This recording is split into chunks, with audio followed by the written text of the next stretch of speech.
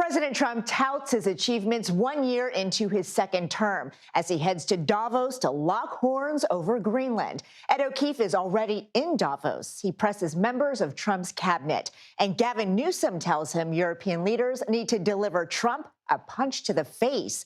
Plus, in Minnesota, the DOJ subpoenas Democratic leaders, political enemies of the president.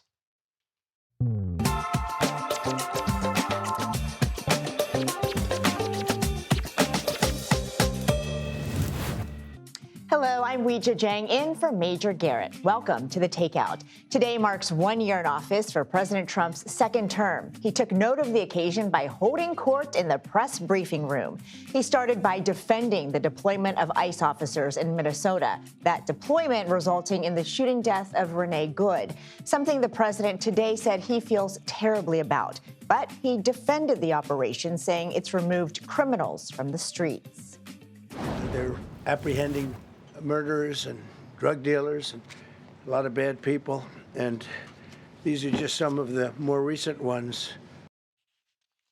The president went on to hold up a booklet which he said listed his administration's accomplishments. The victory lap went on for nearly 2 hours, to which the president included the stock market, boat strikes in Venezuela, and the capture of Nicolas Maduro.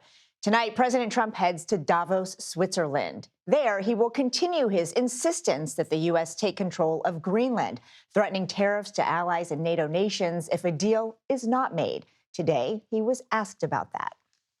How far are you willing to go to acquire Greenland? You'll find out. We have a lot of meetings scheduled on Greenland, and I think things are going to work out pretty well. Where the president is getting that confidence is unknown. The markets reacted to the tariff threat, with all major indexes losing more than 1% in value. We begin tonight where the president is heading with White House correspondent Ed O'Keefe in Davos, senior White House correspondent and political correspondent, I should say, who spoke to some of the headliners. Ed, I said that you and our producer Gabby, who's with you, need to go find some fondue, but I know you guys have not had any time looking at your schedule and all the Trump administration officials you've been talking to. Tell us what you've learned.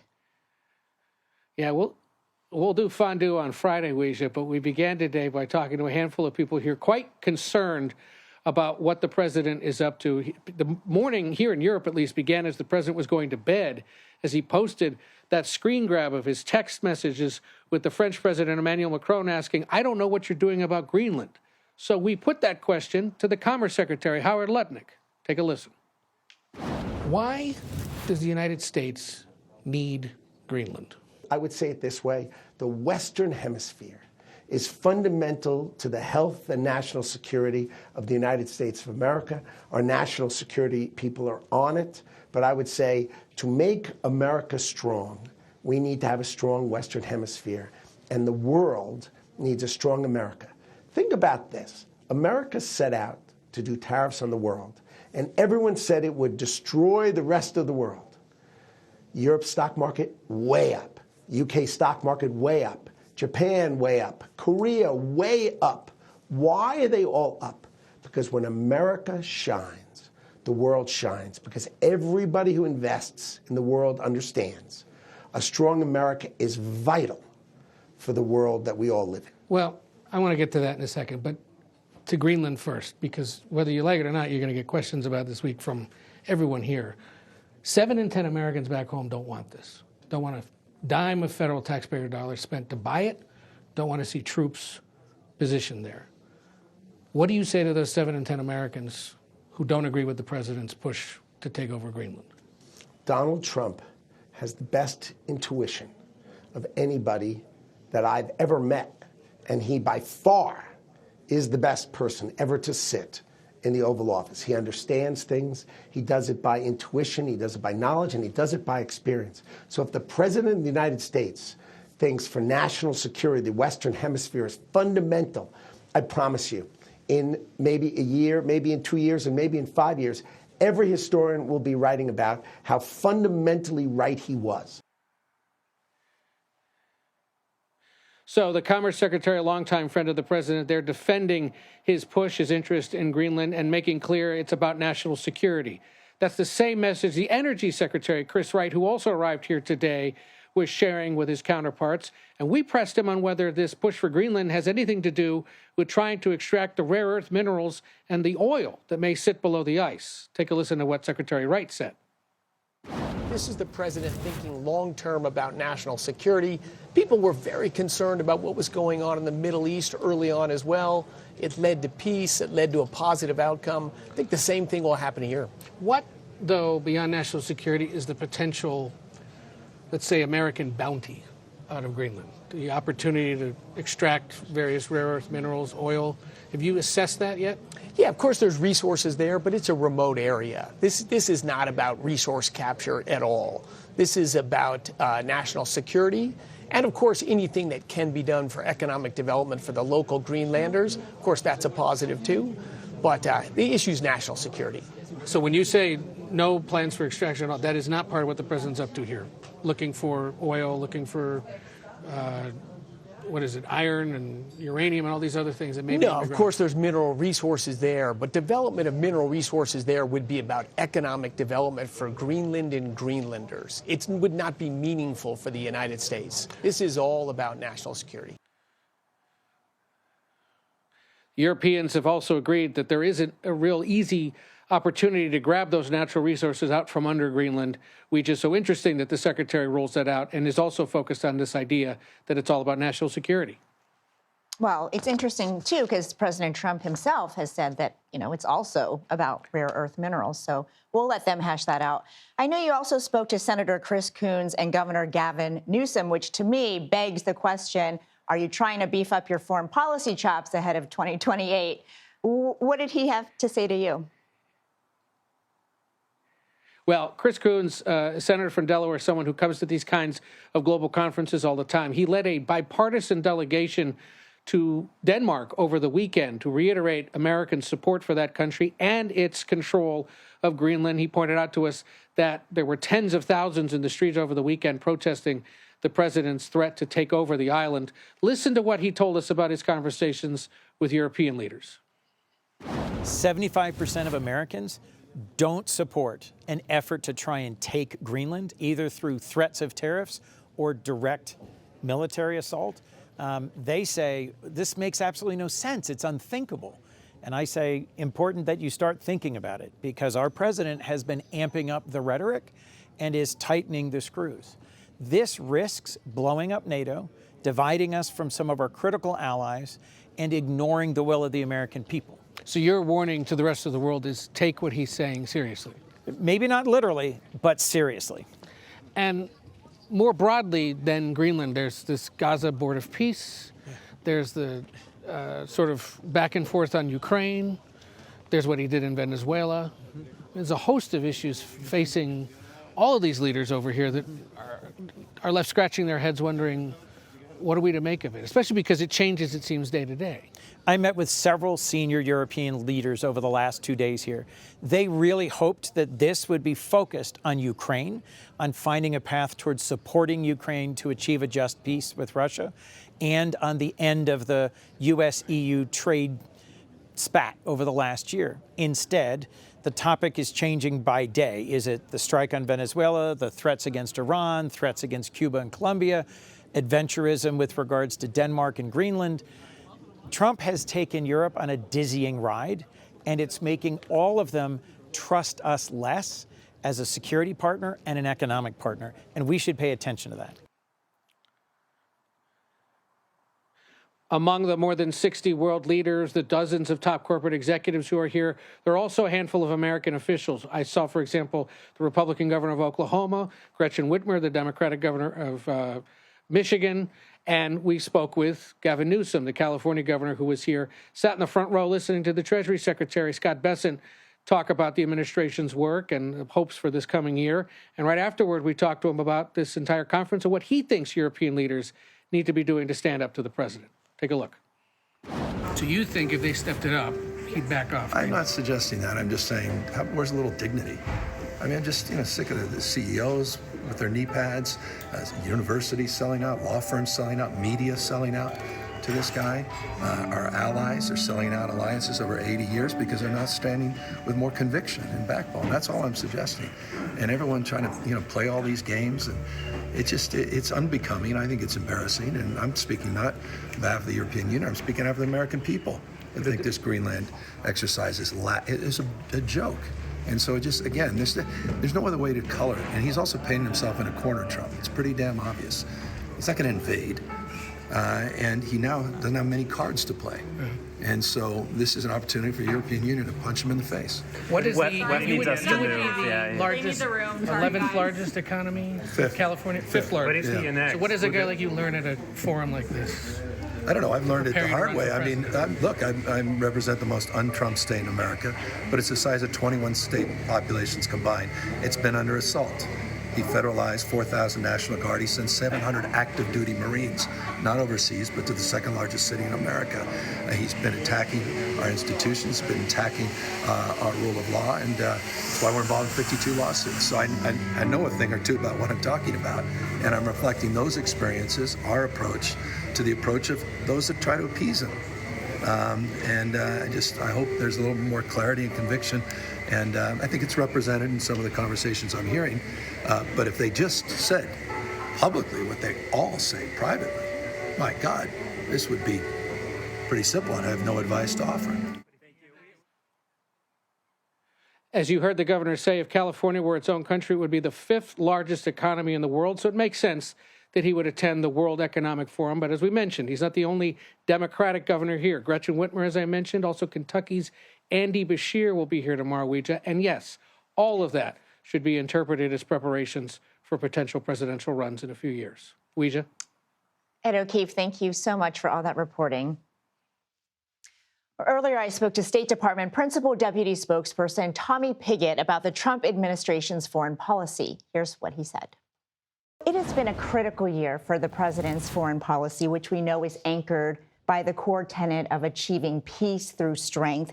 Can you talk about how the administration views his policies, which are the most impactful so far? Well, I think part of what we need to look at is the progress that's been made from the previous administration. And there's a couple key areas I think that are really worth highlighting. The first is border security. The fact that we went from the worst border crisis in U.S. history to the most secure border in U.S. history under President Trump. From the State Department's perspective, that comes into visas, visa security being part of border security, who we're letting into our country. And we've taken concrete steps to increase our vettings, increase revocations for those that break our laws, and make sure we're properly screening people that are entering the country. I think two more important points on this is the designations we're seeing of groups across the world as terrorist organizations. We've seen the designations of cartels as narco-terrorists, which open up tools to stop the flow of deadly drugs into our country.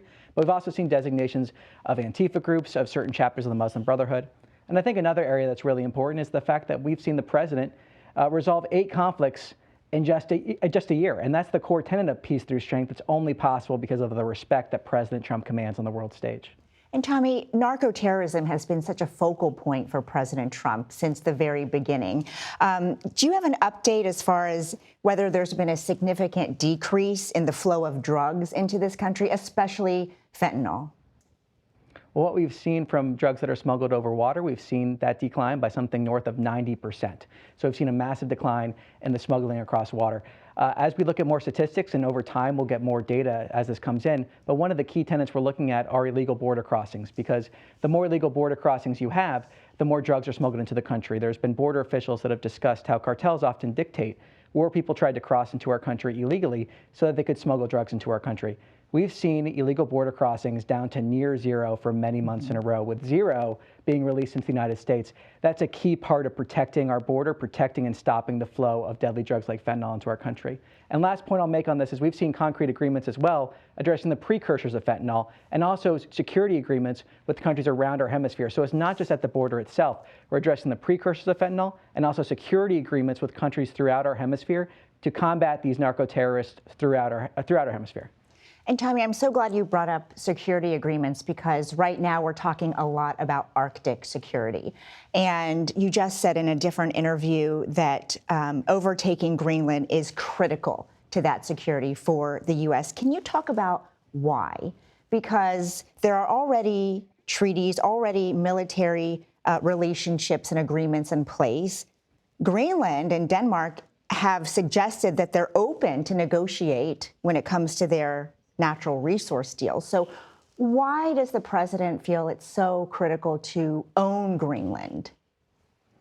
Well, the president's outlined the rationale very clearly in the sense of the capabilities that we have as the United States to protect Greenlanders, protect the United States, make for a stronger NATO. He's outlined very clearly the importance of Arctic security regarding the encroachment of countries like China and Russia, and also the importance of Greenland when it comes to the Golden Dome and addressing modern threats that we're facing as a country. Fundamentally, I think this is connected in many ways to the discussion President Trump had regarding increasing defense spending to 5% of GDP with our allies. We need to have these hard conversations with allies in order to have that security we need to see. And this is part of those conversations, the president indicating he'll have them at Davos as well. And fundamentally, when the president brought up that increasing NATO defense spending to 5%, we saw countries step up. And so the president has done more for the NATO alliance than any president in history in terms of revitalizing that alliance and seeing the defense spending from our allies that we need to see. But the president over the weekend threatened several of those allies with tariffs if they are not on board with his plan as it relates to Greenland. Are you concerned that, that's going to cause irreparable damage with those allies? Well, the president's having these hard conversations with our security partners about what we need to see for 21st century security. And who else can you have conversations about security than your security partners? Those are key people we need to have these conversations with. And the president is clearly doing that. We're seeing diplomatic engagement. And the president has had tariffs be a very important tool in terms of rebalancing our trade, in terms of addressing fentanyl, as we were previously discussing. The president has had tariffs be a very important part of this foreign policy, and we've seen concrete results come from those tariffs. And has the U.S. exhausted all those diplomatic channels with Denmark and Greenland before,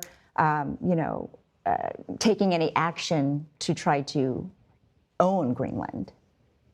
Well, the president's indicated on Truth Social about his desire to acquire Greenland, and he's indicated that those conversations are going to continue at Davos. Again, this is about addressing modern threats in the Arctic. And fundamentally, we're of the opinion, the administration, President Trump, that the United States owning Greenland is essential and beneficial to the security of Greenlanders, the United States, and NATO as a whole. And is it the only way to achieve the security that the president believes is critical to the U.S. in the Arctic? Well, the president's outlined very clearly the rationale for acquiring Greenland, the abilities that we'd be able to have there. He's many times over the last few days outlining that rationale very clearly. And it's clearly something that if we had Greenland, if we owned Greenland, it would definitely be beneficial to the United States and, like I said, our alliance as a whole. And really quickly, while I have you, is there an imminent threat that the U.S. has identified from Russia or China? Because he continues to state that as one of his top reasons. Well, President Trump, as you just said, has discussed this, talking about the encroachment of China and Russia, the essential security or the essential part of our security that the Arctic plays to address these modern threats. Time and time again, the president identifies these threats, and oftentimes his critics say, oh, that's not a threat, or you're going around about it the wrong way. And time again, the president's been proven correct. We saw that with the 5% defense spending. We saw that with the border. We've seen that with the peace deals he's negotiated around the world. We've seen the president deliver on his promises. He's identified a threat here, and he's determined to solve it. Well, Tommy, I have many, many more questions for you, but unfortunately, no more time. But thank you so much for joining us today. Thanks for having me on. President Trump's 2024 campaign largely focused on improving the economy, but 1 year in, and the American public believes his administration is not doing enough. A new CBS News poll finds 74% say the administration is not focused enough on driving down prices. CBS News' chief Washington analyst, Robert Costa, joins me now. Robert, it's great to have you here. Good to be here with you. You cover the administration closely. You have Trump on your speed dial on your phone. Well, I wouldn't use that phrase, but... He just spoke today about his first year. What did you make of his very lengthy assessment? It went over 2 hours, correct? Almost 2 hours, yeah. Very long for him. I mean, it was a real prism into his state of mind. I mean, so much of what we saw was interesting to a point on kind of what could happen when he goes to Davos, but I found this is still someone who's reflecting on his life in New York all the time. He talked about his mother. He talked about playing baseball. He talked about growing up. You see in his sensibility this kind of reactive presidency where it's his own intuition and experience that's guiding him more than any geopolitical strategy. And that has clearly made him a very vexing figure for world leaders. Well, and for some leaders here at home as well, many of whom are thinking about the midterm elections and the economy and the public's disapproval so far of how he's doing. And I wonder what you make of the many times he brought up former President Joe Biden to explain the economy, as well as blaming his own PR team, saying maybe we're not getting it right because I have, bad comms people. President Trump's frustrations on that front in terms of communicating on the economy, it's presented in a way that's quite dramatic and it seems unusual. But as you know so well, it's actually not that unusual for presidents to feel like they're not getting their message across, that they're not getting credit on the economy. And so many presidents throughout American history have blamed their predecessor when it comes to the situation, whether it's immigration or especially on the economy and prices. There is a sense among my Trump sources that so much of the American electorate has already baked in Trump's grievances and his personality, and it really is going to matter where the market's at and where prices are at in October, and that this is all really noise until that final last few weeks of the campaign. And the midterms are so important to President Trump, and he's already focused in on them. What do you think we should expect in the next 10, 11 months from him to hone that message? Because his entire legislative agenda is on the line. I think based on not only reporting, but just watching today, immigration is going to be put on the shoulders of Democrats as a political burden. Now, Democrats will, of course, argue that this is not a logical or fair argument from President Trump, but it's so evident that he's making immigration the tip of his spear when it comes to the midterm elections, that I'm cleaning up the streets, he's saying. He's putting all the faces of these alleged criminals. I'm not sure if any of them have faced formal prosecution yet or not. I'm sure some have, but the details weren't provided today. So he's putting immigration out there as a point of action. And so if people feel inaction on the economy, or they feel like they're paying too much for this or that, you clearly see this administration saying, well, whatever you think about these other issues, we're clearly moving on immigration. Give us credit for that. Well, he did make it his opening act today, that's for sure. So thank you so much for that. Sometimes reporting. presidents, their actions tell us more than anything they say. You're right. And he had a big binder today to show us, too. So thank you, Robert. Still to come, Tim Walz and other top Minnesota officials are served subpoenas as tensions escalate over President Trump's immigration crackdown in that state. Plus, Wall Street seeing red over Greenland as President Trump's scheme to take over the island nation sparks fear of a global trade war. And despite committing a horrific double murder, this man's looks and charm captivated online fans. We'll take a look at a new documentary exploring the Deadpool killer and his online appeal. The Takeout returns in 90 seconds.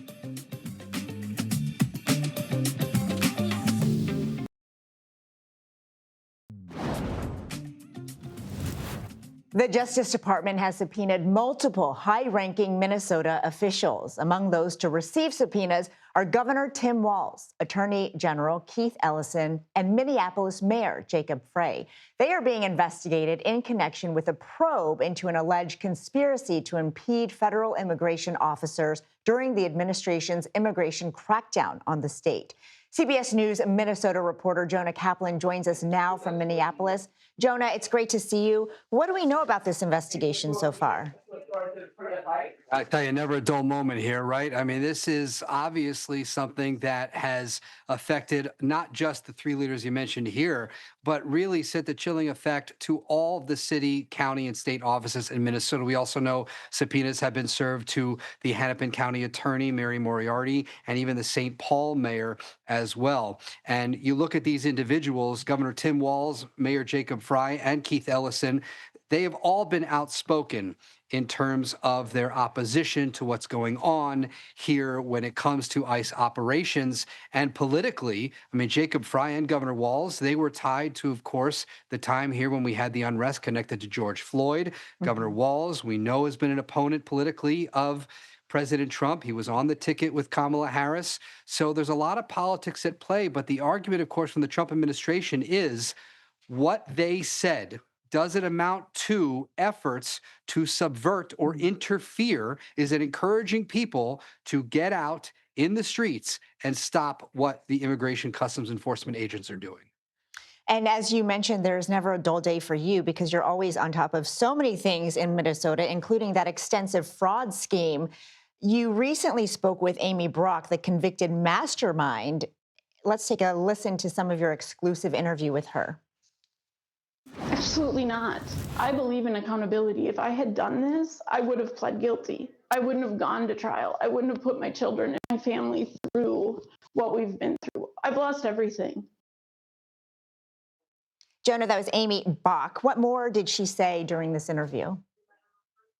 Well, I think it's so important to remember the whole basis, the whole reason, the whole pretext that the federal government is launching this crackdown in Minneapolis is because of the fraud. Now, how many arrests that they've made recently are connected to the fraud, we don't know. But Amy Brock, she was the ringleader of Feeding Our Future.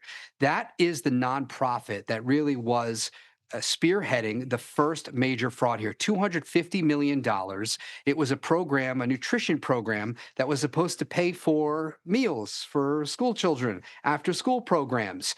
And during COVID, when there were no checks and balances and visiting the sites that were either making the food or distributing or serving those meals, Amy Brock and Feeding Our Future collected receipts, put out paperwork that talked about millions of meals that were being served that actually weren't, according to prosecutors. Amy Brock said she really had nothing to do with it. She was following the rules all the time. The jury obviously didn't buy her story. She faces decades in prison. Well, Minnesota's government and its governor, Walz, have faced extensive criticism for not preventing this. Did you learn anything from Brock about how this could have gone on for so long? Yeah, well, consider this. Feeding Our Future in 2019 submitted $3.5 million worth of receipts. By 2021, they put in for $200 million of reimbursements. I asked Amy, I said, how does that not raise a red flag to you that all of a sudden you're doing so much more business? And she said, look, when we asked questions, we told the state, are you sure we should go through with this? And the state said, yes. But Amy Brock also filed a lawsuit when the state started asking questions, and that lawsuit accused the state of being discriminatory against Somali-owned businesses. So there's a lot at play here. There were politics potentially, not wanting to appear racist in the aftermath of George Floyd. But yes, it raises a lot of questions, which many people have been asking, and the governor's been pushing back on, which is who knew what, when did they know it, and what did they do about it? But it was the state employees from the Minnesota Department of Education that did bring these tips to the FBI, which of course started the fraud investigation in 2021 and then led to these indictments in 2022. Jonah Kaplan, I know that you will continue to try to get all those answers for us. Thank you so much. Great to be with you. Well, all three major indexes down big today. How President Trump's Greenland tariff threat is causing concern. You're watching The Takeout.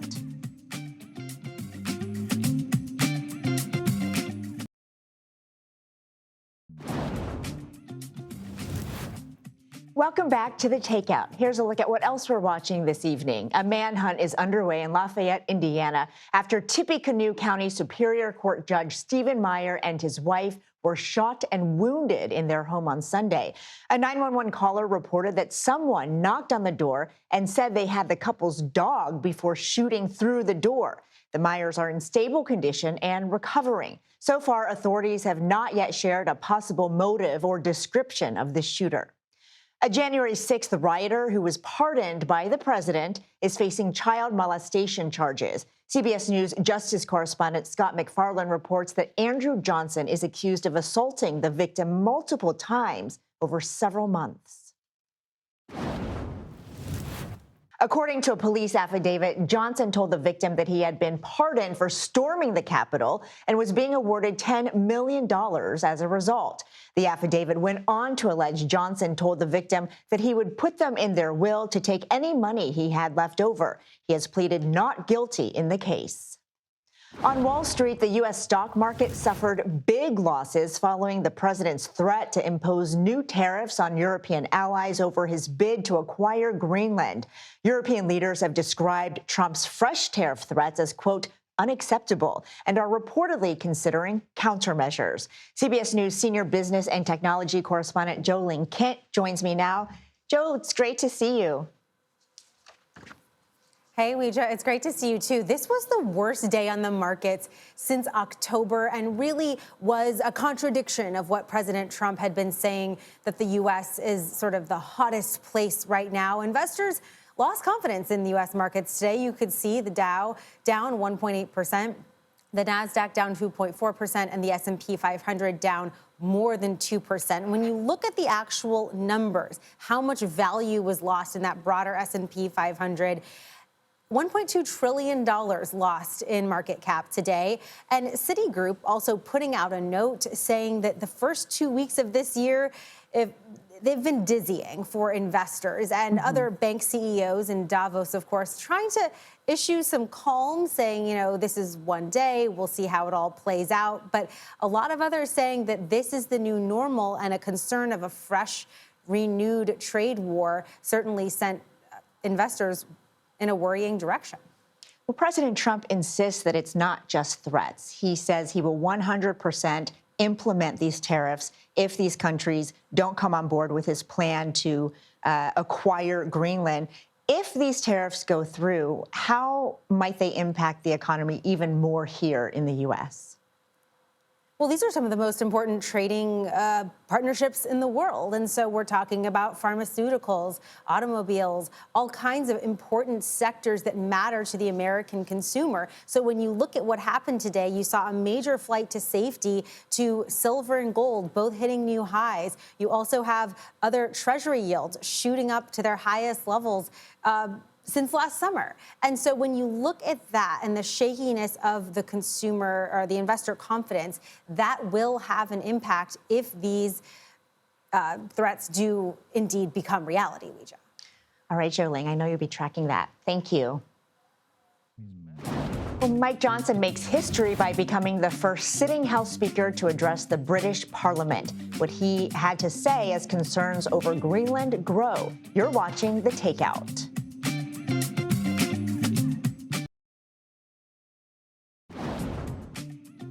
Welcome back to The Takeout. Louisiana Republican Senator and frequent Trump critic Bill Cassidy now officially faces a primary challenge. Congresswoman Julia Letlow announced her candidacy today, just one day after President Trump encouraged her to jump into the race. Let's bring in our political panel. Lori Watkins is a Democratic strategist and was policy director for President Obama's campaigns. And Alex Conan is a Republican strategist and former communications director for Marco Rubio's presidential bid. It's great to see you both. Good to see you. Thank you for being here. So, Alex, I want to start with you because President Trump often uses this card. He threatens people, saying, I'm going to get a primary on you. And now it's happening to Bill Cassidy. Yeah. But how much weight does President Trump's endorsement of an opponent still have? I mean, it doesn't help. Can we agree? It doesn't help. Look, I think defeating an incumbent senator is hard. I think especially somebody like Senator Cassidy, who just last week was campaigning in Louisiana with Senate Majority Leader John Thune. The NRSC has indicated that they're going to continue to support Cassidy. He's going to be well funded. So I think we could have a tough primary race here. That said, the number one thing that matters to Republican primary voters is who does Trump support? Mm-hmm. So Cassidy's clearly in a fight right now. You saw in North Carolina when Senator Trump or President Trump wouldn't endorse Senator Tillis. Tillis ultimately dropped out. We have a similar situation in Texas where he won't endorse the incumbent Senator Cornyn. Cornyn's in the fight for his life now. So it doesn't help him. Traditionally, Republican presidents are much more focused on getting their incumbents elected and then go beating Democrats. Sure. I think Trump is continuing to fight with Senate Republicans. That's going to make it harder for him to legislate, especially if we have a smaller majority next year. And Lori, how should Democrats be looking at races like this, especially after what we saw during those special elections last fall?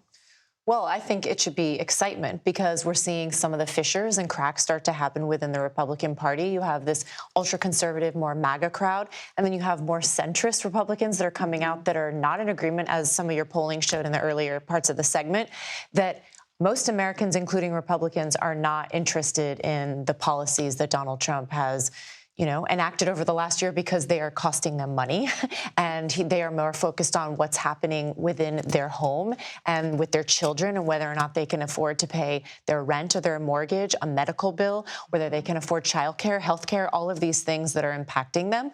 And so I think those are going to be big issues. But in Louisiana, there's an interesting factor that it's a closed primary now, and I think the Republicans saw that coming and anticipated maybe throwing in a challenger to Cassidy. And also, I think Republicans there in the state of Louisiana see him, along with most of the MAGA Republicans, as a flip-flopper. He voted, against January 6th with 7 other U.S. senators, and out of those 7 who made that vote, there's only 3 that are remaining: Susan Collins, Bill Cassidy, and Lisa Murkowski from Alaska. So there's only 3 left. In the House, there were 9, and there's only, I think, 3 or 4 members in the House. Everyone else has retired or said that they weren't going to run for re-election. So this is really interesting to watch, but that closed primary, I think, is going to really make this race interesting, because unless one of them gets above 50% of that threshold, then, they're going to be in another runoff come, I think it's June. Mm-hmm. So I'm staying tuned and watching what's happening. Yes. It's going to be interesting. We all are. And obviously, so is House Speaker Mike Johnson. Yep. And he actually just delivered remarks to the UK Parliament today. I want to play some of that and then chat on the other side. I told the president that I felt that my mission here today was to encourage our friends and help to calm the waters, so to speak, and I hope to do so. As the Prime Minister said yesterday, let us look to agreement, continue our dialogue, and find a resolution, just as we always have in the past. I'm not sure that that's going to be President Trump's message, only because he has made it very clear that he's not trying to calm the waters. He is trying to get what he wants. So what does that tell you, Alex, about what Johnson's doing? I think we just saw why Johnson has the job he has, right? His job in the House is to basically bring consensus to the Republican caucus and try to seek unity. That's his nature. That's why he's got the job. But yes, why he's doing a good job on it, and why I think we all expected he would do exactly what he did today when he was in London. Look, I think clearly Trump is going to have his own agenda. I think it is notable that not only is the House Speaker not necessarily seeing from it when he's over there, but we've also heard from European allies that Rubio doesn't necessarily say that. Other administration officials, when they speak to them privately, say, don't believe all the taunts, everything on Twitter. I think it's frustrating for the Europeans to be getting such mixed messages, but I think they also realize that Trump is likely to say something very different a week from now. And I think Johnson, he's the first sitting speaker to ever address the Parliament. I think he was speaking to history as much as anything, didn't want to respond to the latest headlines. Sure, and he's doing a little bit of damage control. That's what I was going to say. But as President Trump continues his agenda, I wonder if these relationships with our allies, are they going to sustain damage that's, very difficult to reverse? Well, I think the damage has already been done. And with all due respect to Speaker Johnson, I don't think he is the person that's going to quell the fears that understandably these European allies of ours, especially members of Parliament, should have. And it is really rich for Speaker Johnson to go over to another country and tout our freedom of speech and First Amendment when we are seeing violation after violation come out of this administration through executive orders, through investigations, through search warrants showing up to Washington Post reporter's house last week, the arresting of people peacefully protesting because they say that they are obstructing ICE, which in a lot of cases they are not. We're seeing all the new visa requirements, et cetera. These are all abuses of the First Amendment, in my opinion. Thank you so much. And sorry that we are out of time, but thank you, Lori Watkins and Alex Conant, both for your time today. Thank you. Thank you. He was convicted of double murder, but that didn't stop female fans of this death row inmate from showering him with love. Next, I'll speak with the director of a new documentary on the so-called Deadpool killer. You're watching The Takeout.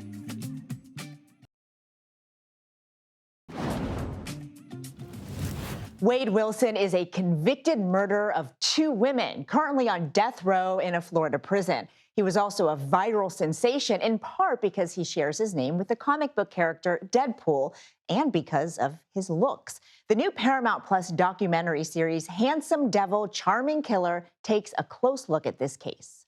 And this is what I do with women. I really thought that he might be the one. I use my charm, use my good looks. I fell very much in love with Wade. I was gonna get married to him. And I stand here today to announce the indictment of Wade Stephen Wilson for the murders of Christine Melton and Diane Ruiz. Was it that bad, son? It was that bad, Dad. I mean, I ran over her with a car 100 times. This case exploded onto the social media scene. We saw Wade Wilson go through a series of women who were absolutely enthralled with him. Melissa, you sexy stuff. It feels so much fun when I can finally tell you that I'm pregnant. I guess you know what comes across my mind. Murder. Just murder. Just kill. When I get that way, I become the devil. Writer and executive producer of the documentary, Brian Ross, joins us now from New York. Brian, I really can't wait to watch this movie. I mean, what should we know about Wilson and his criminal history? Well, Ouija, thanks for having me. He was a horrific killer. His crimes were terrible. He targeted a woman he picked up at a bar, and then another woman he saw on the street randomly killed her, tried to kill his girlfriend, and yet went to prison and confessed to this to people again and again, to his father, who turned him in, to police, and to his girlfriend. Can you explain how he gained so much popularity online, and what was the reaction to his case? Well, apparently his good looks, that's why we call him a handsome devil, attracted all sorts of women from around the world. And as you saw in the clip, there were women who wanted to have his child, who wanted to marry him. Alexis Williams, one of the ones who was one of his most dedicated supporters, actually planned a wedding with him as a proxy. They came to realize what he had done when the trial actually went forward, and they saw the testimony of the pain he caused the families of the two women he killed and the pain he caused in the community in Florida where he lived. Well, I understand that, I guess, his charm is still there in prison because women are still calling him. Is that right? He still has a smaller following, but yes, I think it's a classic case of an example of charm is not character, because he is really a cold-blooded killer. And what about the way he was found? He ended up confessing to his crimes. Can you tell us, without giving away all of it, how that went down? Well, after he killed the two women and went on the run, he called his biological father, who had his own troubles with the law, and the father made the courageous decision to turn his son in. They caught him, put him in prison, and then on the phone videos in jail, he confessed to his father what he had done, how he ran over these women, how he strangled them. And he was at a loss to explain just exactly why, just that a rage overcame him. Did anything surprise you, Brian, as you were putting this together? I mean, you probably thought you knew the story. Is there something that really, shocked you? Well, as we dug into it, as you say, Ouija, a lot of things we knew about these women, but to hear them explain his charm, how he made them laugh, how much they loved him for that, really stuck with me as like, this is strange. This is the intersection of social media and criminal justice. Was it just his looks? I mean, it had to have been more than that, right? Because you also talk about how charming he was. I guess it was a whole package thing about him. The whole package. He talks about how he uses his charm to seduce women and to talk his way in and out of trouble. In this case, he did not get away with it. He's now, as you say, on death row. Well, Brian, he was a viral sensation. I have a feeling this documentary is going to be a viral sensation. And like I said, I'm so excited to watch it. Congratulations to you on it. Thank you, Ouija. Well, you can watch all 3 episodes of Handsome Devil, Charming Killer from See It Now Studios right now on Paramount+. That does it for The Takeout today. The Daily Report is coming up next.